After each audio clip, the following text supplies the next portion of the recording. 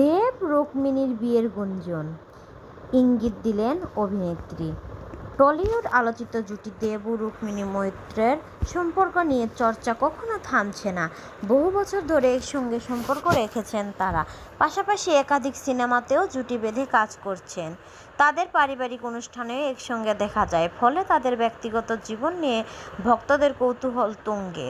সাম্প্রতিক এক সাক্ষাৎকারে রুক্মিণী এক শুভাকাঙ্ক্ষীর প্রশ্নের উত্তর বিয়ের ব্যাপারে সরাসরি ইঙ্গিত দেন। তিনি বলেন, যেদিন সবাই এই প্রশ্ন করা বন্ধ করবে সেদিনই সবাইকে চমকে দিব আমরা, কিন্তু বলা যায় না বিয়ে কার কপালে কখন কার সঙ্গে। এরপর তিনি হাসি মশকরা করে বক্তব্য শেষ করেন।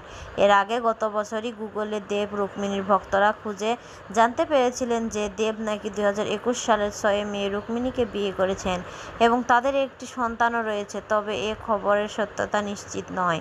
অন্যদিকে দেবকে টলিউড সালমান খান আখ্যা দেওয়ার প্রসঙ্গে তিনি বলেন, আমি কখনো খান হতে চাই না, দেব হয়েই ভালো আছি, যেখানে আছি, যার সঙ্গে আছি বেশ ভালোই আছি। বিয়ের প্রসঙ্গে দেব জানান, বিয়ে হচ্ছে ভাগ্যের ব্যাপার, আমি বিয়ে করতে চাই না এমন নয়, তবে সব কিছুর পরিকল্পনার মধ্যে শিগগিরই হয়তো সবাই জানতে পারবে।